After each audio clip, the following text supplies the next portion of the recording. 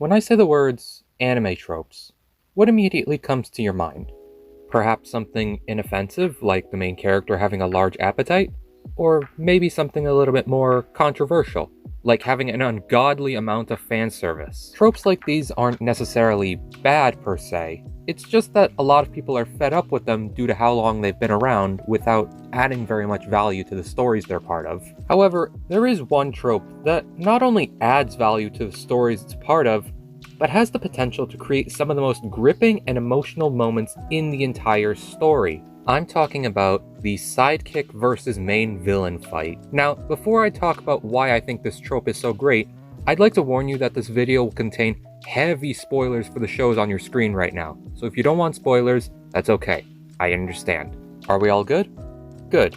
Let's begin.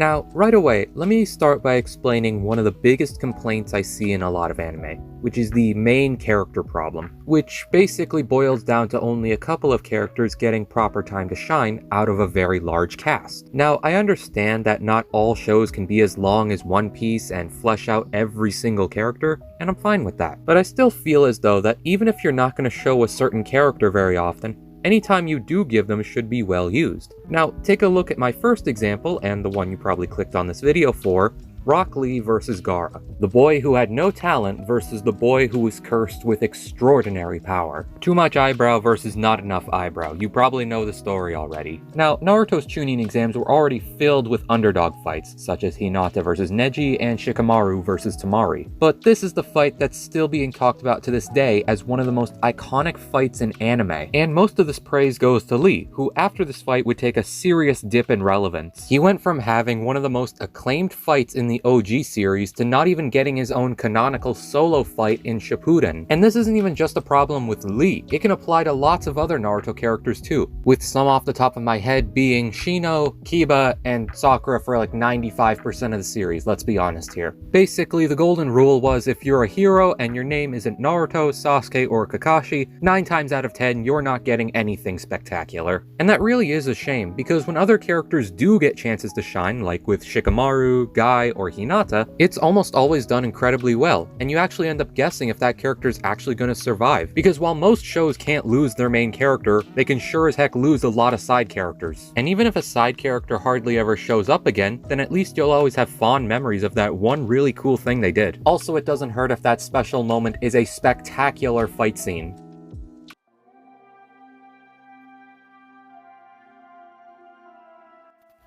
Whenever a side character does end up fighting against the main villain, it's usually for one of two reasons. Either the main protagonist can't face off against the villain for some reason, like maybe an injury or it's a tournament or something, or, the more interesting option, the side character doesn't care and just wants to take on the bad guy themselves. And it's that second one that my next example, Joey versus Merrick, falls into, because prior to their duel, Joey had a choice as to whether or not he would face Merrick. He could have just let Yugioh or Kaiba do it for him, and maybe they could have actually won. But it was his desire to free his friend, Mai, from the torture Merrick had put her under that drove Joey to action. He himself would be the one to save Mai. He didn't want to just be on the sidelines as other people did his work for him. He was tired of everyone thinking that he couldn't compete in the big leagues, and he would prove them wrong. And the thing is, he did it. Joey had Merrick dead to rights with his last card. All he needed to do was utter one final attack order and he would win. Unfortunately, however, that's not what ended up happening. Because you see, throughout the duel, Merrick had used his magic to make Joey feel all the pain that his monsters did as they were being destroyed. That included being electrocuted, drilled, and even taking an attack from an Egyptian god. Not even to mention the fact that in his last duel, he was struck by lightning. Joey ends up falling to the ground. His final thoughts about how he just won the duel. And just as his little sister arrives to witness the chaos that's unfolded. As everyone struggles to come to grips with what just happened, Kaiba, a man who had constantly ridiculed Joey ever since they'd first met, finally acknowledges him as a true duelist. And as for Merrick, he claims that Joey was just another sacrifice to the darkness, but soon finds himself almost throwing up at the mere thought of how close Joey came to defeating him. Someone with no magical powers, no Mr. Beast levels of cash, not even as much experience as the other three. In the end, someone who had never even wielded a god card had nearly stood tall against the most powerful god of them all. Now, this is hands down one of the greatest duels in Yu-Gi-Oh! Not just because of how Joey finally proved his worth, but it also gives us a look into just how psychotic Merrick is, and how far he's willing to go on his quest for bloodlust. He's been doing all sorts of evil stuff ever since we first saw him. Kidnapping, making empty promises of a better life, even just downright murder. But this is the one that hurt. This is the duel that made Merrick not just a villain, but a monster. Which just makes Merrick's eventual defeat all the more incredible to watch.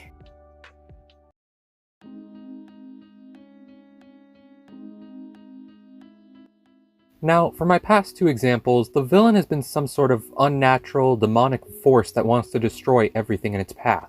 But for this fight, it has nothing to do with assassination attempts or the fate of the world.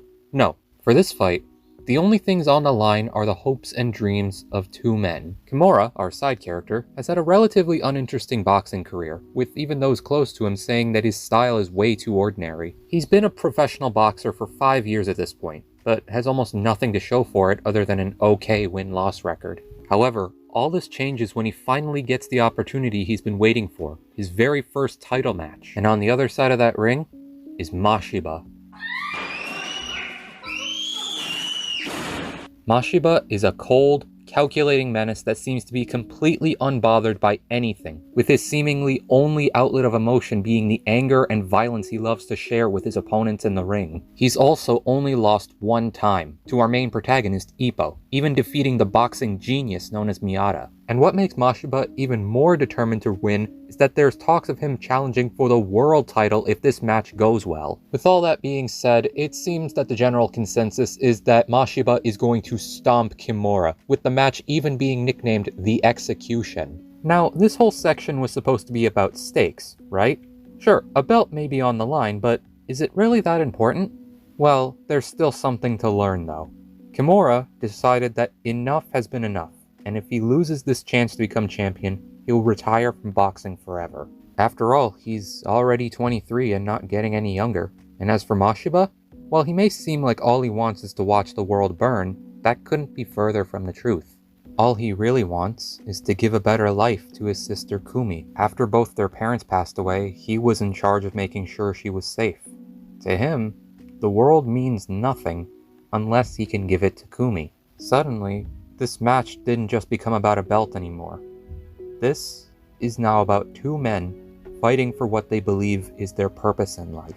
The match starts and Mashiba gets an early lead, but soon Kimura is able to make a comeback, and soon the two are matching each other blow for blow. Then, in the 9th round, after each fighter has already been hit by each other's best punches, it all comes down to one final hit. The two lunge at each other with everything they have left, but it was Mashiba who ended up being the first to connect, dropping Kimura to the ground. Kimura stands up one more time, with his best friend Aoki begging to let Kimura finish the fight on his own terms, rather than throwing in a towel. However, once Kimura stands, the ref stops the match. Kimura was unconscious on his feet. 3 centimeters. That's how close Kimura guesses his punch was from landing. 3 centimeters that took away what he worked so hard for. 3 centimeters that ended his career. Until a little while later when he decides to take it back under a new name this time. Yeah, the consequences may not have lasted very long, but it's not about that. What matters is what these men had on the line with this match. And in the end, both of them ended up looking better for it. Mashiba even ended up getting humbled, skipping the post-match interview, believing that only shame would be brought to him if he stood in the ring as the winner.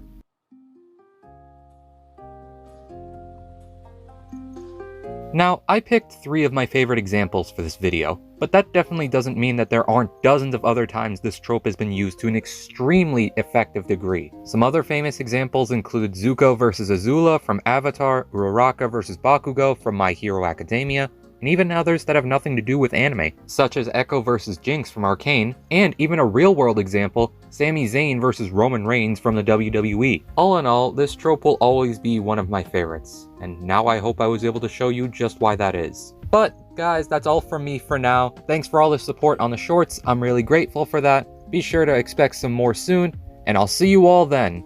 So until next time, goodbye!